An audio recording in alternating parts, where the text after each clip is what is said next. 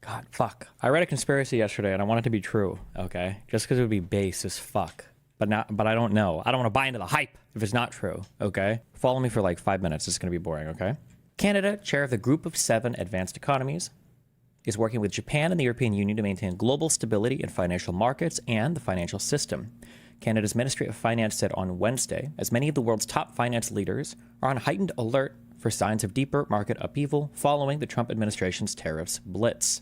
So the G7 countries have been talking to each other about how to deal with the U.S. tariff situation, okay? I still don't know too much about treasuries, but I read a little bit about them yesterday. I feel like if interest rates go up, then it's good. If interest rates go down, it's bad. I guess that's like my intuitive feeling, but it's counterintuitive. It's the other way around. So I think the way that it works is if the U.S. government wants to sell a treasury bond, okay, when you buy a treasury bond, you buy it and it agrees to pay you back, you know, with interest over some period of time. So if I buy a 10-year bond at some percentage interest rate, then I get that much money in cash, you know, when it matures. However, if other people come to the market and they sell their bonds that they're holding, the increase in bonds on the market means that there's less of a demand for those bonds, meaning the Treasury has to issue debt at a higher interest rate to attract people to actually buy it, right? If a bunch of people go to the market offering to sell their bonds, well, if you're going to buy it from the U.S. Treasury, then they have to increase the interest rate they're offering for you to buy the debt, right? So in this way, this is my understanding, for higher interest rates on Treasury bonds are bad for the United States because it means that there's just not much of a demand for U.S. Treasury bonds at a lower interest rate, so they have to up the interest rate. They have to up the interest rate more and more. So there's an increase in the yield, okay?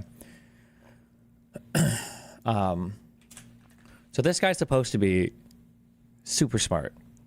I listened to him talk before, and now my brain has already been massively eroded listening to U.S. leaders talk, who all sound like the equivalent of like a Downey fucking special ed grade school student, okay?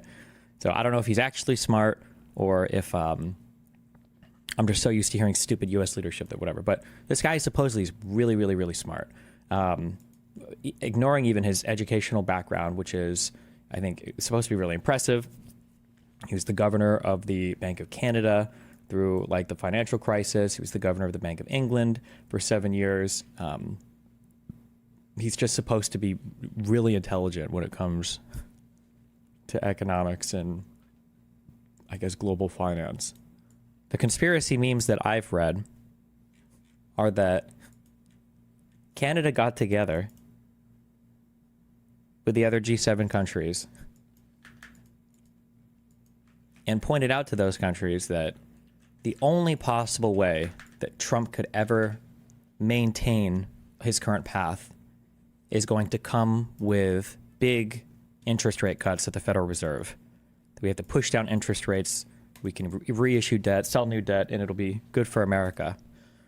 And that supposedly, with Carney saying things like, we're looking past a world without American cooperation, or we're forging a new future ahead, that the idea is that Carney basically told people for Japan, which is the number one foreign holder of U.S. debt, the UK has $740 billion, and Canada has $350 billion, and basically made Japan, the UK, and Canada are aware that if they were to start flooding the market with U.S. treasuries, that it will destroy the dollar, and it will drive up what the interest rates that the Treasury has to pay significantly in order to issue any new debt.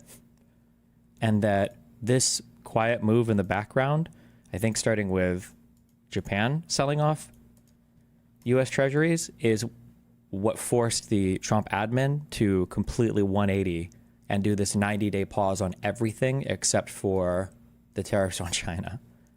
I don't know if this is true or not, but I read this and I want it to be true. The pause is still 10% though? True, but you want it to be true because it would mean someone has enough influence on Trump to make him not suicide the country? Well, no, it would show a level of coordination and macroeconomic understanding that means that there are other countries that could apply a lot of pressure onto U.S. economic policy in a way that even Trump can't ignore. So it would explain why they dropped the EU tariffs despite them retaliating. Yeah. Is that why bond yields were going crazy the other day? Supposedly, Japan started to dump their treasury bonds. Fuck. I feel like I read that that Carney said explicitly, this would be crazy if he did, that he was not going to negotiate any new deals with the United States until after the election as well. Is that true? Find me a source on this. I just mean to, I read a whole schizo theory, so I want to make sure that I'm not like, that I'm not just buying into the story because it's very sexy. Hold on. Is looking to fundamentally restructure the international trading system. And just yesterday, he announced a pause on what is called a global set of reciprocal tariffs for all countries but China. And while that's a welcome reprieve for the global economy, the impacts of other tariffs and the threat of future tariffs are already being... The election is in a few weeks. Even if the election is soonish, it's a pretty big dick move if the United States is running around with these insane tariffs and threats to the global economy for a guy to the north of the United States to come out and say, we're not negotiating shit with you until after our elections, so sit the fuck down and wait.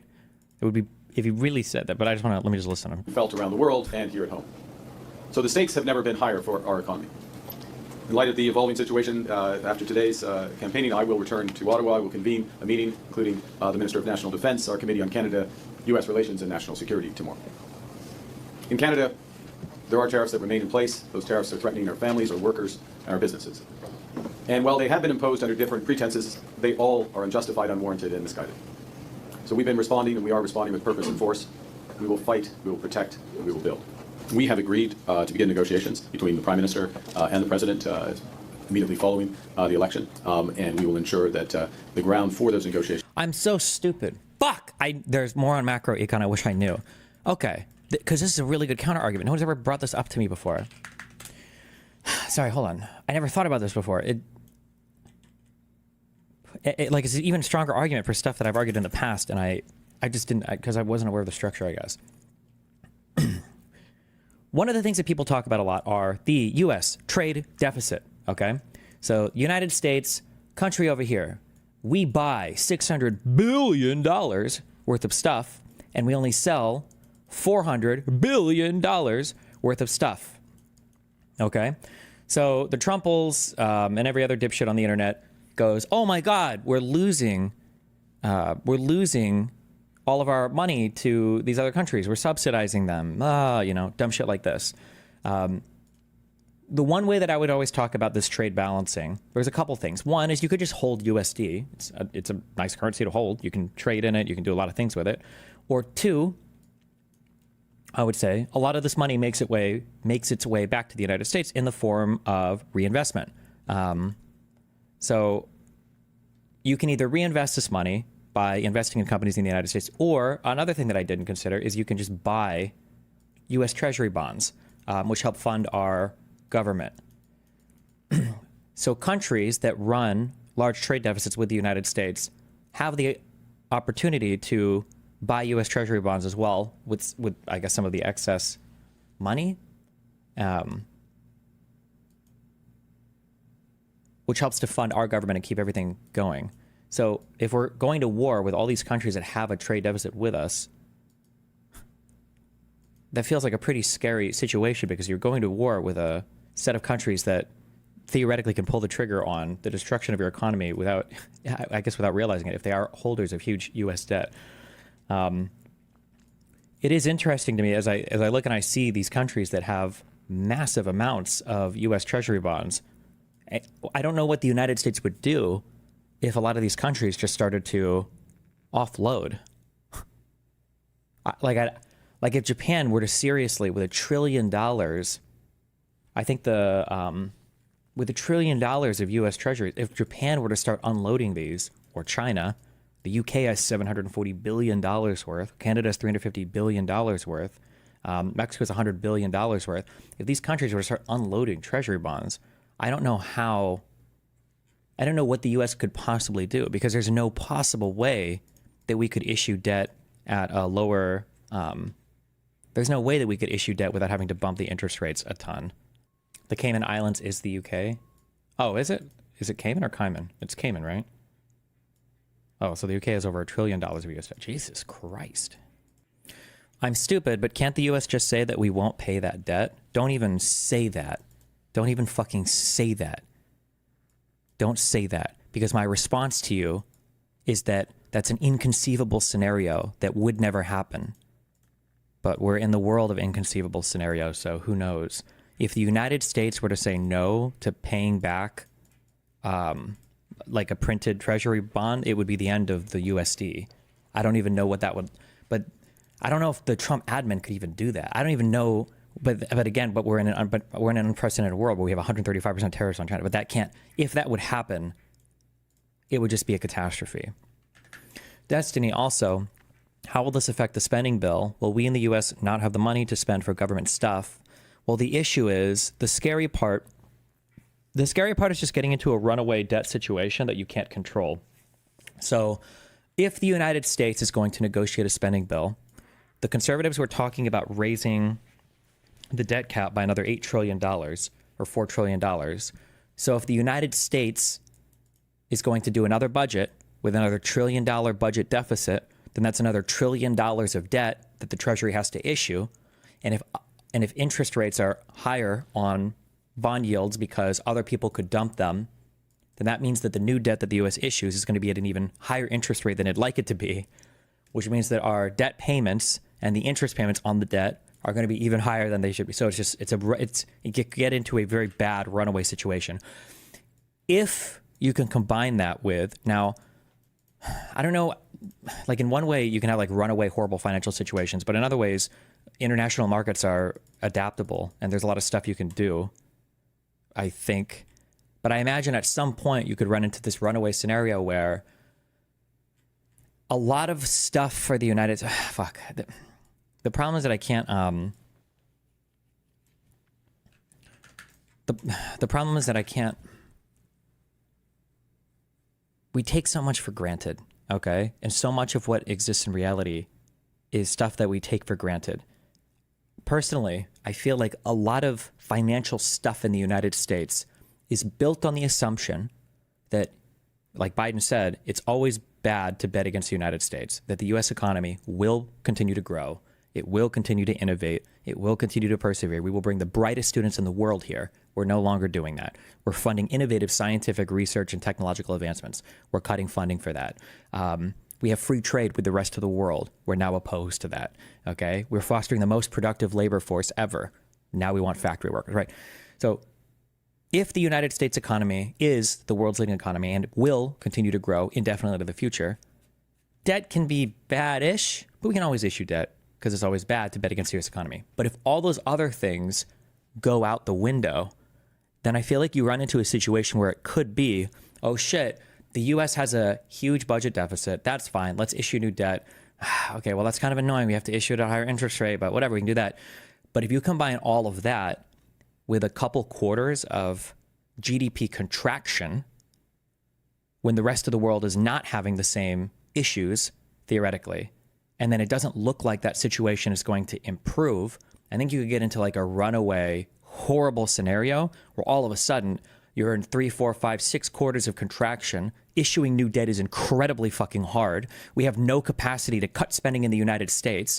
Less contraction means less revenue, means more borrowing because our budget is going to grow even more out of control because we can't raise enough money. And then all of this it's a death spiral. But traditionally, this kind of death spiral, in my opinion, can't happen to the United States because the U.S. economy is always growing. The U.S. can always issue new debt. USD is world's reserve currency, strongest currency in the world, so stable, backed by so much. But if we start removing everything, it feels like this.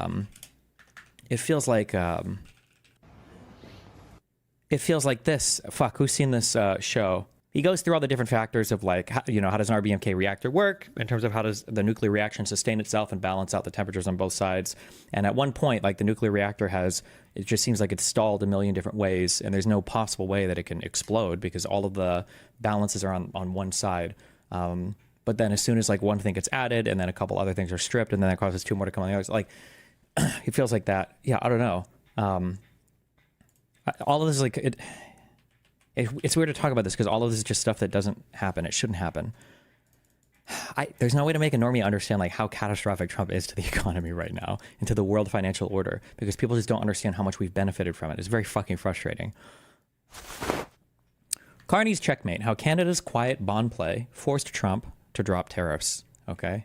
I don't know if this is 100% true. I want this to be true though. Okay. Let's talk about the moment Donald Trump blinked. It wasn't loud. It wasn't a tweet storm or a rally rant. When the tariff threats that had the world on edge, 125% on China, 25% on Canada's autos, a global trade war in the making, suddenly softened. A pause, he called it, a complete turnaround from the chest thumping of the past week. And the reason? Mark Carney and a slow, deliberate financial maneuver that most people didn't even notice, the coordinated Treasury bond slow bleed. Trump caves, orders 90-day pause on all tariffs while increasing China's tariff rate to 125%. This wasn't about bravado. It was about leverage, cold, calculated, and devastatingly effective. Trump's pause wasn't because people were getting yippee.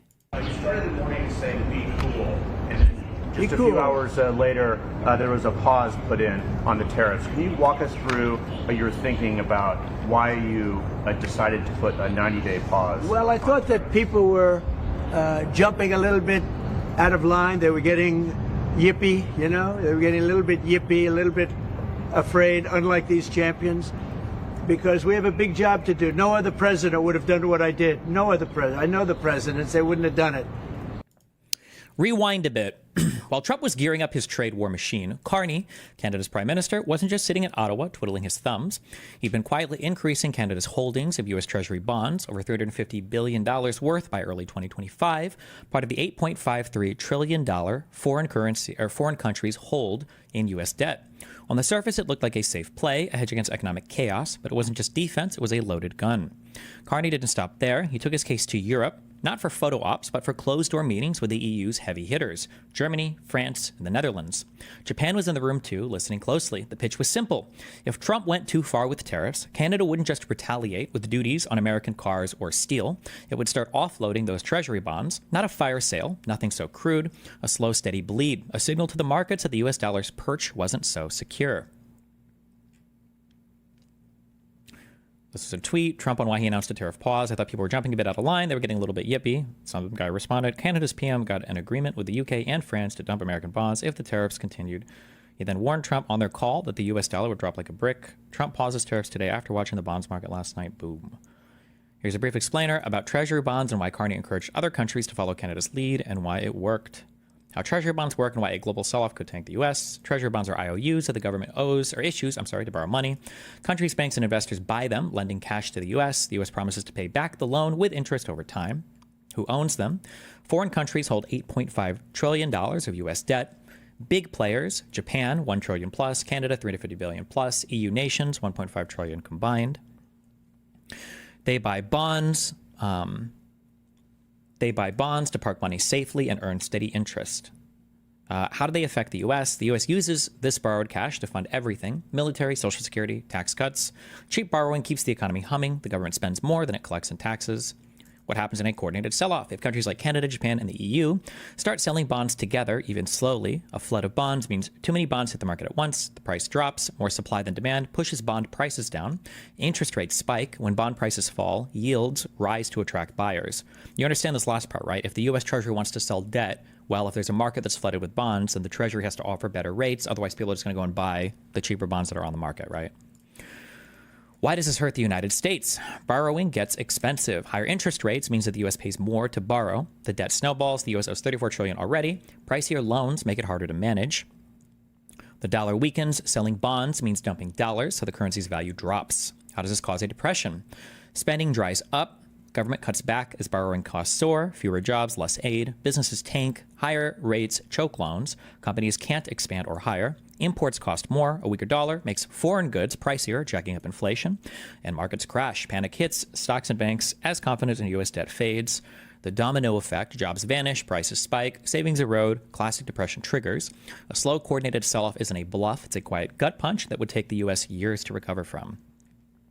And here's the kicker. Canada wasn't alone. Japan, holding over $1 trillion in U.S. debt, signed on and started to sell those U.S. Treasury bonds, which scared Trump shitless.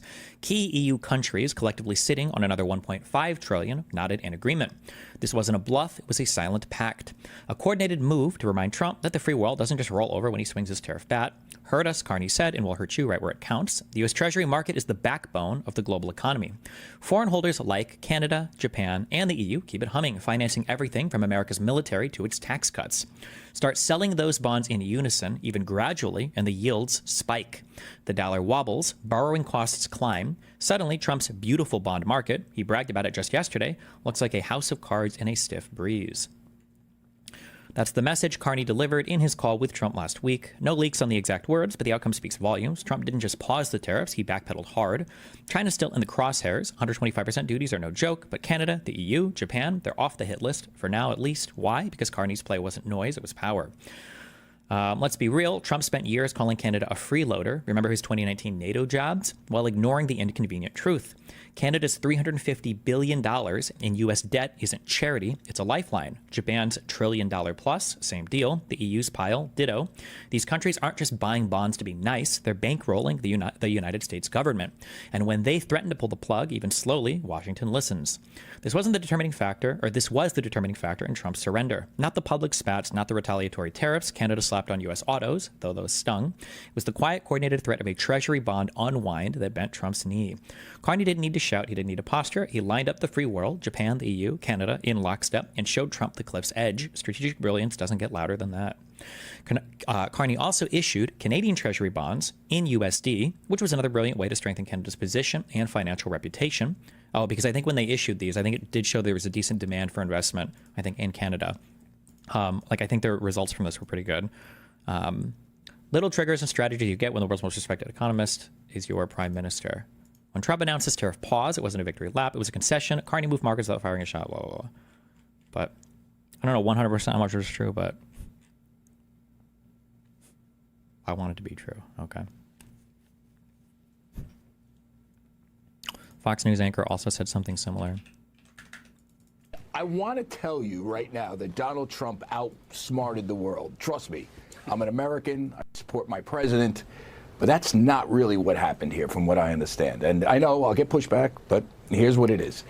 First off, we should point out that one of the good things about this is that Scott Bessent is finally in the White House. He's finally leading this. I mean, up until a couple of days ago, it was Lutnick, it was Peter Navarro, the Commerce. My only question on this is, who is the source for the article? Because Rand himself is a normie journalist, from my knowledge. And is there a source for any of this? I guess the source would be, so one thing that I'm holding back from you, because like I said, I want to believe it's real, and I want you to believe it's real. Not really. Is I think I did some reading in the idea that I don't think Canada actually did sell any of their U.S. Treasury bonds. They only listed some Canada Treasury bonds. They listed those in USD, but I don't think Canada unwound any of its U.S. Treasury things. I don't know about Japan, though. Japan might have started to sell T-bonds, but maybe we'll see what this guy says right here. Lutnick, it was Peter Navarro, the Commerce Secretary, the trade advisor, very much hawks. Now it's Scott Bessent, who believes in cutting deals as opposed to just just putting these tariffs out there and let's be a mercantilistic economy. That's number one. But number two, let's recall what happened overnight.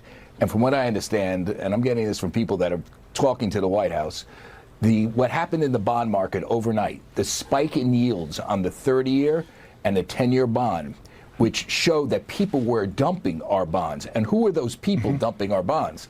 Japan, the biggest holder of bonds, was selling bonds. It's crazy. And again, this is just, it has to be no understanding of economics, I guess. Admittedly, I don't understand much about treasury bonds in the international bond market. I didn't understand anything about it yesterday. My understanding is now very surface level at best. But I'm also not running the world economy or running the U.S. economy. So I would hope those people know more. It seems crazy to point a loaded gun at Japan if Japan really does hold $1 trillion in foreign treasury bonds. That seems wild to me, but Japan, the biggest holder of bonds, was selling bonds. That's what I'm getting from some very big money managers. China, maybe to some extent, but it was largely Japan and others. If you have a mass sale of bonds, that means people are losing confidence in the U.S. economy, on the ability to do deals with us. And from what I understand, This is what forced the hand of this 90-day reprieve. Now, is it a good thing? Are people coming to the table? Yeah. But if you read between the lines, or not even what Scott Bessent said, we have no deals, right? There's nobody that is really there saying this is what we're going to do, and they paused it anyway. So my thing that said, well, I'll give you this. There is some art of the deal here, and by the way, brilliant move by putting China in the corner. But that's a whole separate thing, because remember, that's a very difficult negotiation. Everybody else is a lot easier. They do want to deal with us. Whether they want to be, forced into really bad trade deals on their end is a whole other negotiating story. But make no mistake about it, you cannot divorce this decision right here from what happened last night, which was, people focus on the stock market all the time. It's the bond market and the sort of lending markets that's the plumbing of the economy. And those markets were imploding last night. And that's why we have a 90-day freeze. Let's see if those markets improve. Someone told me we had a decent treasury auction today. But if you can't sell your treasuries, guys, and people are unloading your treasuries, like Japan, which is, I believe, the largest foreign holder after China. Just to be clear, there was an auction that